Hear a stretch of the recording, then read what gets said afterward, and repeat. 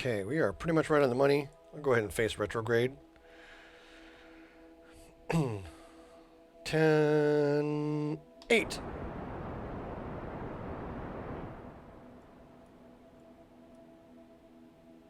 You can see our speed slowing down quite rapidly here. A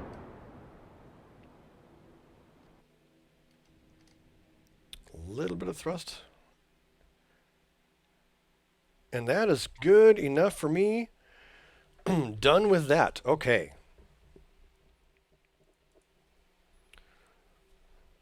The recent accomplishments of our space program have attracted contributors from numerous organizations. We have entered orbit of the moon for 29,000 funds and 2 more science.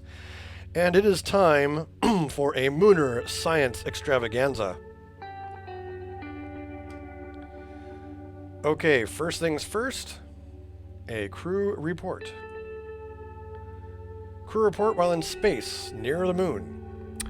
You look down at the cold gray surface. It looks really beat up with craters. Didn't we already see that? We'll go ahead and EVA.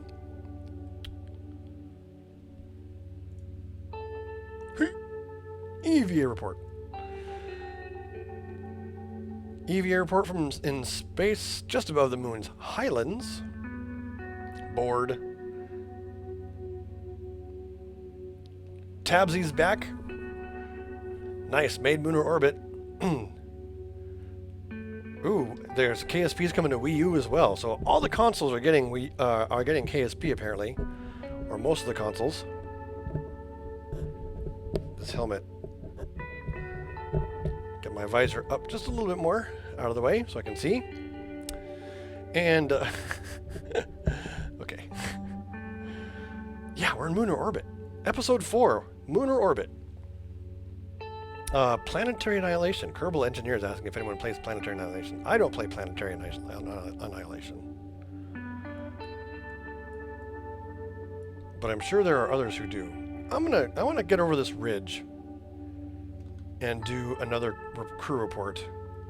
Or I'm sorry, another EVA. So same thing, you want to look for interesting places when you're over them.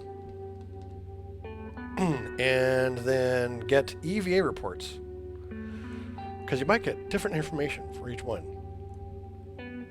Hey, it's the moon's Midlands. Board there. Ah, we're in orbit around the moon. Derp. Am I going to wear this helmet for Elite Dangerous sometime? No, and here's why. I'm not going to be playing Elite Dangerous for a couple of months. I will be playing Elite Dangerous again when my Oculus Rift arrives, so I'll be wearing a different helmet. Namely an Oculus Rift for my live streams. I am so excited, but my Oculus doesn't ship until June. Let's observe the materials bay and reap all this scientific reward. Close those bay doors.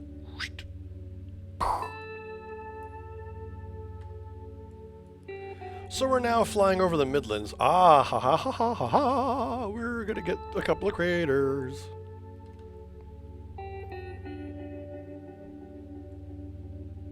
Those look like the lowlands up there. Kerbal Engineer likes the background music. Yeah, this background I found all this music on the YouTube free music library. And it's a nice change from what's in Kerbal Space Program. And the music in Kerbal Space Program is fine. Except for some reason I get copyright notices even though it's all free music. So I figure, oh, whatever. EVA report from space just above the moon's far side crater. Grab and board. I think we're going to miss the lowlands by just a bit. And we're going to miss that crater by just a bit too. There's the lowlands as well.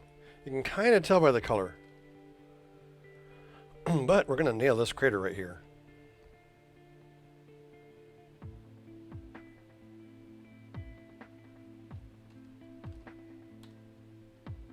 Massive, massive craters. EVA. Boop. EVA report. EVA report from space just above the moon's northwest crater. So we have a pretty good... Here's all the data we have. So there's basically 30, 45,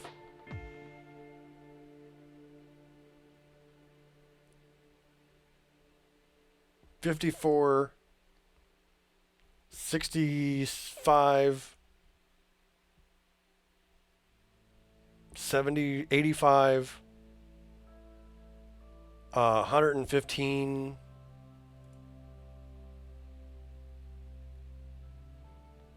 140-ish. Eep. God, we're going to come back with so much science. Just keep all this data. Keep it all. And that doesn't even take into account the 90 that's sitting in right there. Speaking of the 90 that's sitting in right there. Yeah, YouTube's copyright bot is a little too sensitive.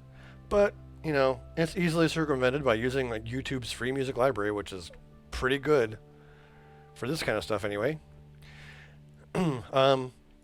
Certain games I haven't had a problem with. For instance, Portal Knights has not... I haven't gotten any issues on Portal Knights at all. I think part of it, though, is that that soundtrack was made specifically for Portal Knights as opposed to being music sourced from somewhere else. So we're going to go ahead and climb down here.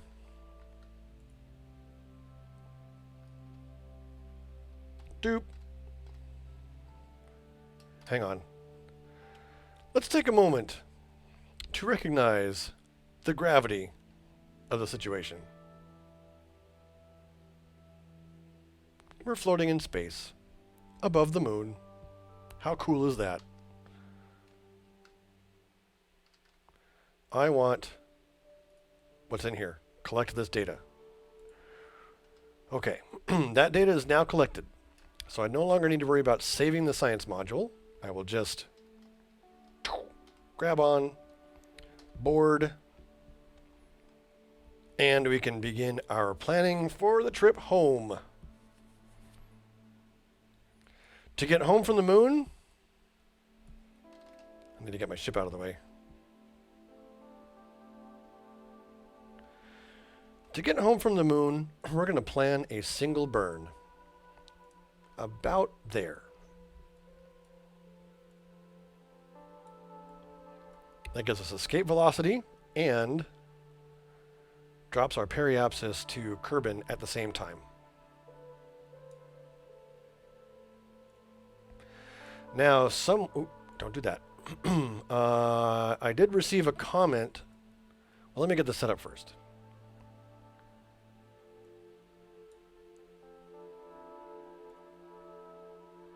Here, let me just activate that flag so it stays up.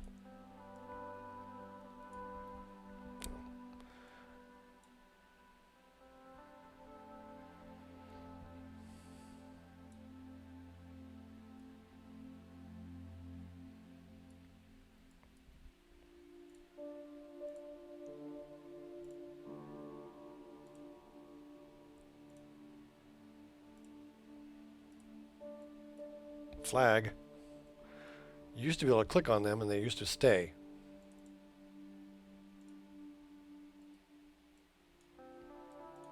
Ah, it's right click now.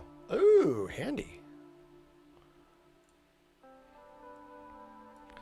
Now that that flag is permanently there, I can just sort of tweak this around to minimize the apoapsis or the periapsis. Add a little bit more velocity here, and we are aiming for 30 kilometers. It's very touchy. Mouse wheel.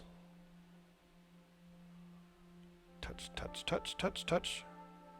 Too much. There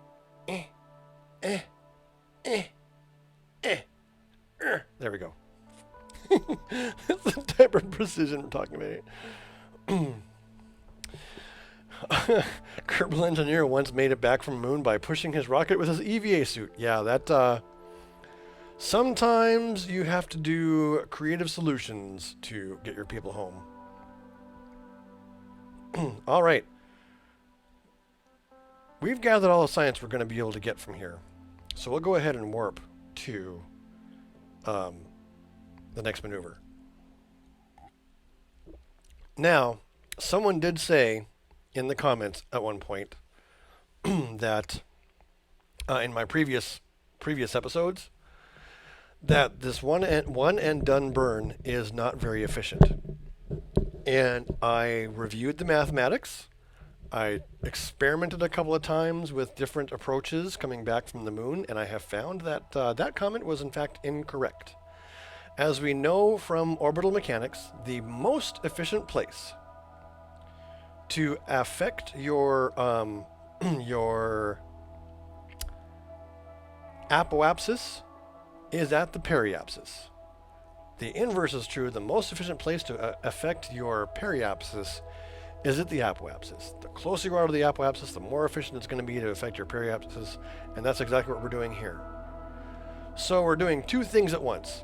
We're raising the apoapsis of our orbit here such that it leaves the moon entirely, and rather than then coasting out of the moon a little bit and waiting for the moon to pass us by and sitting there for a million years to do that, where we'll be in this kind of strange orbit, we just go ahead and continue to burn, which adds velocity away from the moon, also decreasing our velocity with respect to Kerbin, effectively acting as though we are burning at our at the Kerbin's apoapsis to affect the periapsis. So one and done burns, if at all possible, are the most efficient way to go. Now we can see that we're getting a nice periapsis here with our patched conics. I've gone ahead and deleted the maneuver node so I can do this manually. And I am shooting for exactly 30 kilometers. Just a little bit more. There. 27 will do. We'll make a minor adjustment when we get out of lunar orbit. Here we go. We can just warp here. And we are on our way home from the moon. Look at that view.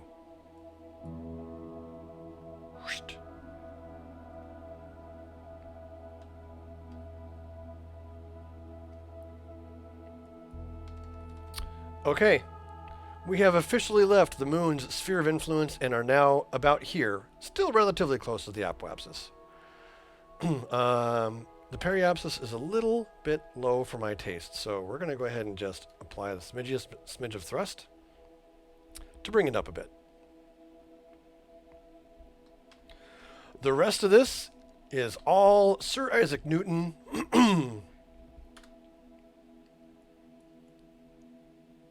and Kepler's laws of planetary motion. We're going to come around here. We'll go ahead and just warp there. We can watch as the mun gets smaller and smaller. Take a look over here as Kerbin gets bigger and bigger.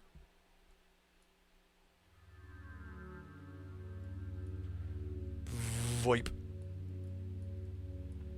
Don't know what's up with that.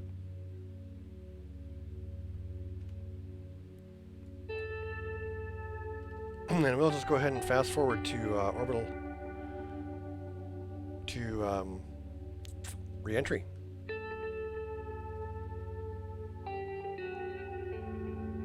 There it is. Okay, we are dipping into the atmosphere. I'm going to go ahead and face this way to dump off the stage, get ourselves facing the correct way, and then let gravity do its thing just in time. Look at that. So we are coming in much faster than we've ever come in before, which means our re-entry interface starts much earlier. I want to try to make sure you're at the correct orientation before you get to this point, if at all possible, so you don't end up burning up your capsule. There's the explosions I like to hear. I don't know where it was. There it is. You're going to watch this thing destroy itself as it tumbles and gets hotter and hotter.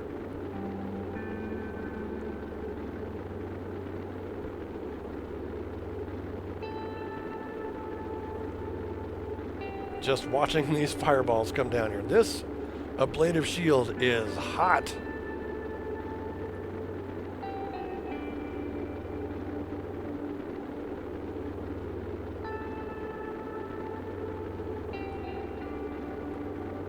And you can see the red glow of that of the debris flying by.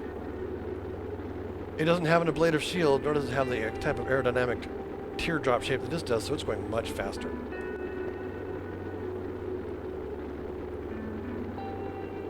Wow, this engine is really thermally tolerant.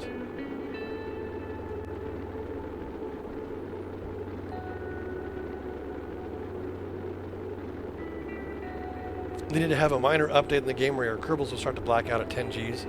Yeah, that'd be pretty cool if, I mean, they have this red marker here to kind of let you know that having high G loads is bad.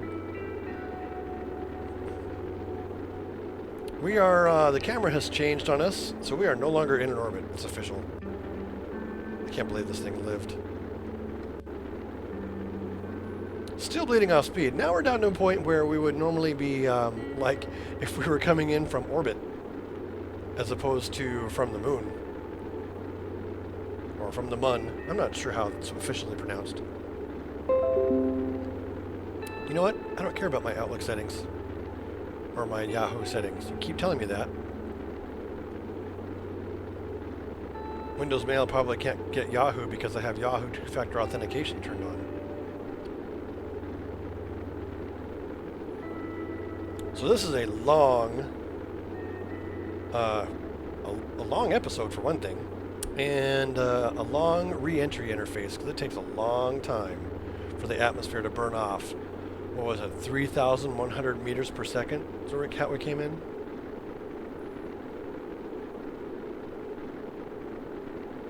Do they have that in the game? Kerbal Engineer says that currently your Kerbal has to be exposed to 15 Gs for 3 seconds. And if that happens, they are dead. I have never seen it happen because I've always taken these shallow approaches and it's never been a big deal. I mean, this is not even 2 Gs of deceleration.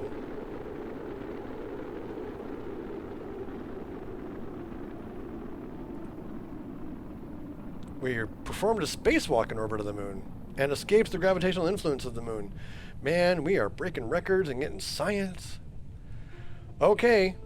We're clear of re-entry. Now all we need to do is wait for our parachutes to turn the... You can open the parachute color, which happens at about 400 meters per second.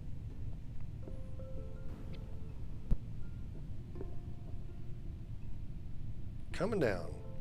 450 meters per second, 400 meters per second. Yellow. Bingo. And we're landing on the night side of Kerbin. Looks like we're landing in the Sea of Kerbal. I don't know. I just made that up. But that's the official name now. The Sea of Kerbal.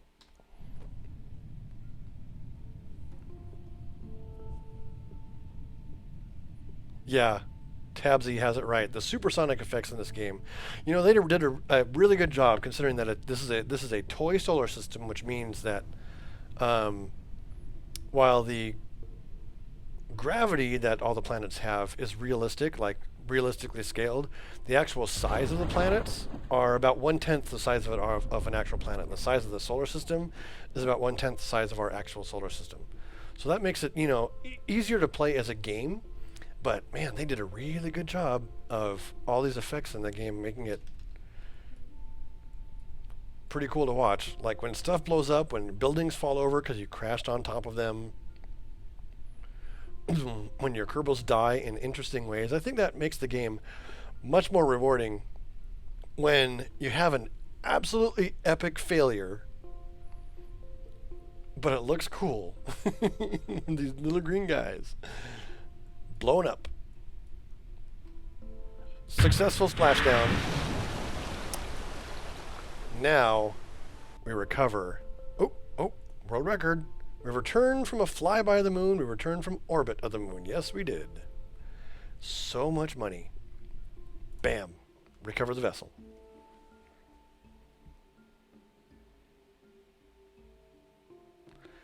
We did a crew report while in space near the moon, in space. EVA in space high over the moon. A crew report in space high over the moon. A crew report in space high over the moon.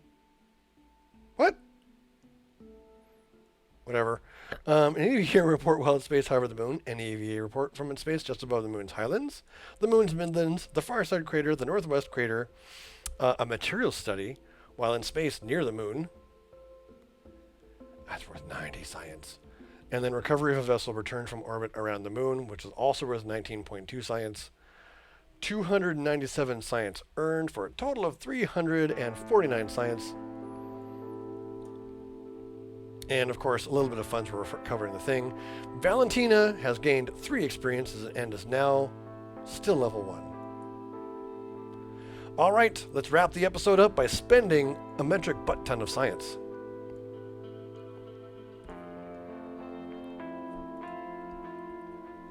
We can do, all right, heavy rocketry. So we can do realistically 3 of these things. I'm thinking heavy rocketry, fuel systems, propulsion can suck it.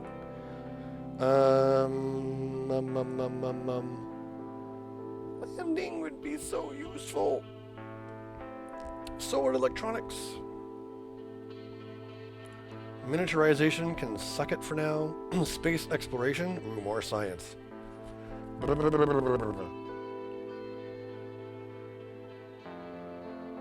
With batteries, we have enough. I think science is the way to go. Okay. Heavy rocketry. Gimme. Buy that stuff. Fuel systems. Hand it over. Buy that stuff. What did I say? Space exploration, which gives me the Presmat barometer. Buy that stuff. Leaving us with 201,000 funds, 79 science, which is not enough to buy anything else. And we still have not, with the materials lab, we still have not retrieved one from flying. So we have that available to get a little bit more science. And of course, temperature scan. We have temperature scans and mystery goos of Kerbal space program, or of the moon and stuff like that all over the place. While we warp ourselves to daytime, I will say, another world record? What?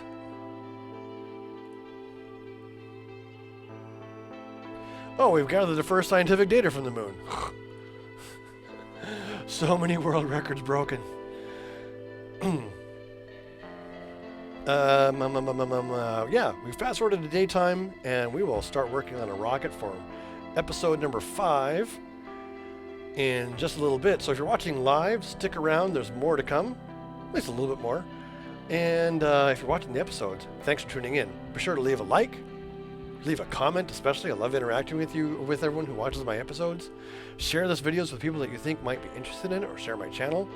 And as Tabsy says, for those of us who are around live, it's time for a Guinness. Until next time, goodbye.